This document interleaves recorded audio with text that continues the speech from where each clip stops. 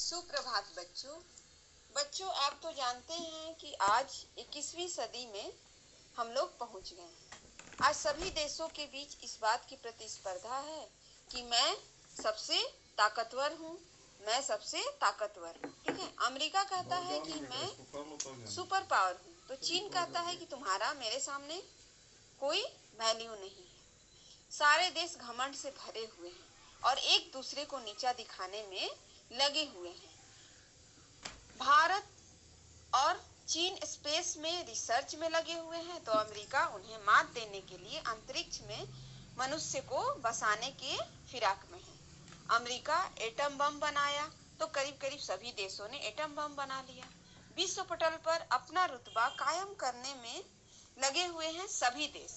किसी देश को अपनी चिकित्सा व्यवस्था पर घमंड है तो किसी को युद्ध में प्रयुक्त होने वाले हथियारों पर। ठीक है, लेकिन आज जो हमारे देश की स्थिति है, पूरे विश्व की स्थिति है, वो क्या है? सारा देश एक छोटे से वायरस, जिस वायरस को हम लोग देख भी नहीं सकते, उससे पूरा विश्व तबाह है। आज जो देश अपनी चिकित्सा व्यवस्था पर इतना घमंड करते थे, एक से एक हथियार बनाने के ऊपर घमंड करते थे, वो सब धरे के धरे रह गए हैं।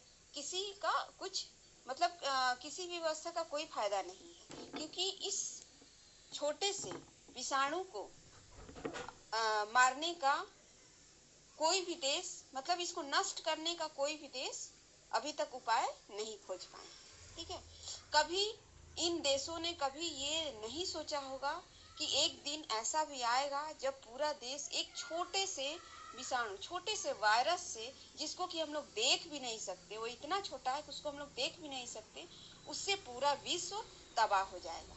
ठीक है, तो इस बात से हमें क्या पता चलता है कि हमें कभी भी घमंड नहीं करना चाहिए। आज पूरे विश्व में जो भी देश है, आज इतनी प्रगति वो कर चुके हैं, लेकिन फिर भी एक छोटा सा विषाणु उसको मारने में, उसको नष्ट करने में कामयाब नहीं हो रहे हैं। ठीक है, आज उनका सारा घमंड क्या है? धरा का धरा रह गया है। तो इस बात से हमें यही पता चलता है कि हमें कभी भी घमंड नहीं करना चाहिए, क्योंकि कभी कभी कोई ऐसी इतनी छोटी वस्तु जिसके बारे में हम सोच भी नहीं सकते हैं कि उससे हमारा कोई नुकसान हो सकता है, कभी कभी वो तुच्छ वस्तु, छोटी वस्तु भी हमारी परेशानी का कारण बन सकता है।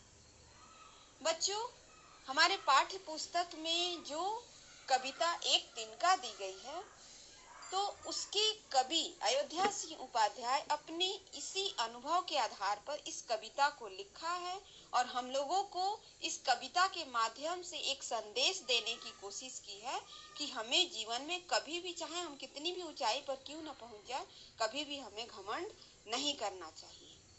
ठीक है बच्चों, अब हम कविता को देखते हैं और कविता के अर्थ को समझते हैं।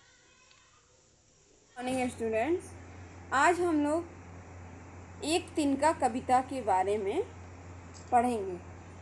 ठीक है, एक तिनका कविता के रचयिता अयोध्या सिंह उपाध्याय हरिऔध हैं। ठीक है, इस कविता के माध्यम से कवि हमें यह बताना चाहते हैं कि हमें कभी भी अपने घमंड में चूर होकर के कभी किसी का अपमान नहीं करना चाहिए, कभी भी किसी व्यक्ति को छोटा या तुच्छ नहीं समझना चाहिए, और हम चाहे कितनी भी ऊंचाई पर क्यों ना चले जाएं, हमें अभिमान नहीं होना चाहिए, अहंकार नहीं करना चाहिए। ठीक है, तो इस कविता के माध्यम से कवि हमें यही सीख देना चाहते हैं, यही बताना चाहते हैं कि हमें कभी भी घमंड नहीं करना चाहिए। कवि कहते हैं कि मैं घमंडों में भरा ऐठा हुआ, एक दिन जब था मुंडेरे पर खड़ा, अचानक दूर से उड़ता हुआ एक तिनका आँख में मेरी पड़ा। कवि कहते हैं कि एक बार जब मैं अपने छत की मुंडेर पर पूरी तरह से घमंड में भरे हुए, ऐठे हुए कवि जो हैं अपनी छत की मुंडेर पर खड़े थे। ठीक है, कभी एक तिनका हवा के झोंके के साथ उड़ करके कभी की आँख में पड़ जाती है। ठीक है, आँख में तिनका पड़ने के कारण कभी जो है अंदर से एकदम बेचैन हो उठते हैं और इसी घटना के बारे में उन्होंने इस कविता में बताया है। कवि कहते हैं कि मैं अपने घमंड में ऐंठा हुआ अपनी छत की मुंडेर पर जब खड़ा था तो कहीं दूर से एक तिनका उड़कर आया और मेरी आँख में पड़ गया। ठीक है, अब तिनका पड़ने के कारण कवि की आँख में बहुत ज़्यादा पीड़ा होने लगी, दर्द होने लगा, जिससे कवि बेचैन हो उठे। कवि कहते हैं कि मैं झिझक उठा हुआ बेचैन सा, लाल होकर आँख भी दुखने लगी, मूठ देने लोग कपड़े की लगे, ऐंठ बेचारी दबे पाँव भगी। कवि कहते हैं कि आँख में तिनका पड़ने से मेरी आँख में इतना तेज दर्द, इतनी पीड़ा होने लगी कि मैं अचानक से एकदम बेचैन हो उठा और मेरी आँख जो है वो लाल हो गई और लाल होकर के दुखने लगी।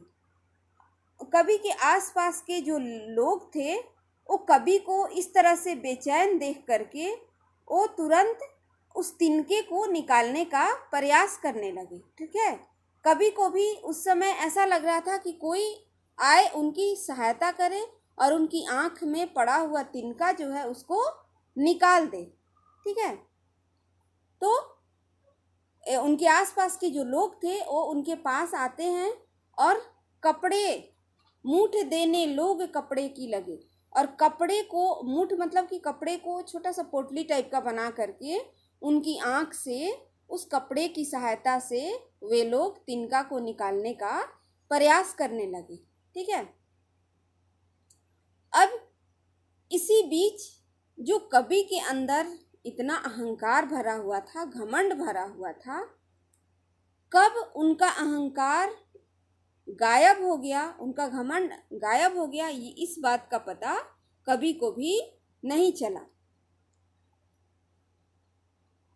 कवि कहते हैं कि मूठ देने लोग कपड़े की लगे, ऐंठ बेचारी दबे पाँव भागी। दबे पाँव भागना एक मुहावरा है जिसका अर्थ होता है भाग जाना या गायब हो जाना। तो वही कवि कहते हैं कि जब उनके आसपास के लोग उनकी आँख से तिनका को निकालने का प्रयास करने लगे तो इसी बीच कवि के अंदर जो इतना घमंड भरा हुआ था वो कब गायब हो गया, इस बात का पता कवि को भी नहीं चला।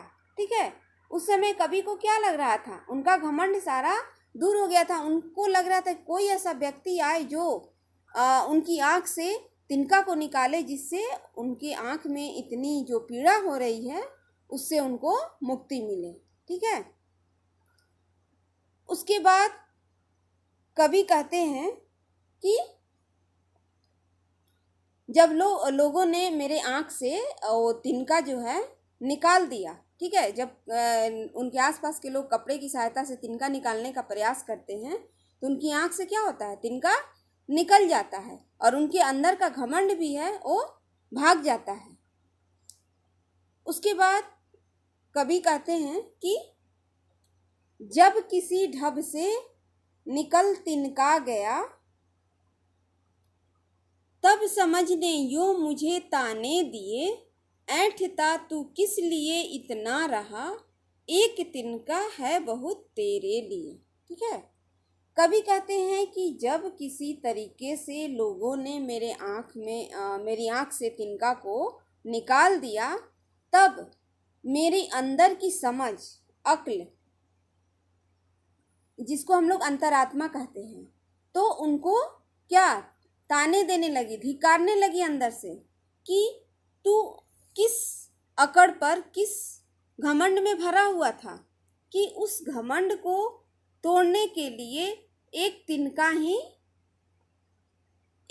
ही बहुत है। ठीक है, आखिर तू अभी तक किस घमंड में चूर था, तू किस बल पर इतना अकड़ रहा था तुम्हारे लिए, तुम्हारी इस अकड़ को तोड़ने के लिए, इस अहंकार को तोड़ने के लिए तो एक तिनका ही काफ़ी था। ऐसी अकड़ और ऐसे अहंकार का क्या फायदा जिसको कि एक तिनके ने तोड़ कर रख दिया। ठीक है, तो इस इस कविता से हमें यही पता चलता है कि हमें कभी भी किसी को तुच्छ या छोटा नहीं समझना चाहिए। ठीक है, कभी कभी कोई छोटी वस्तु, तुच्छ वस्तु भी हमारे लिए परेशानी का कारण बन जाती है। ठीक है, और हमें कभी भी घमंड नहीं करना चाहिए। ठीक है, ठीक है बच्चों, तो ये जो कविता है यहीं पर समाप्त होती है। Okay, thank you.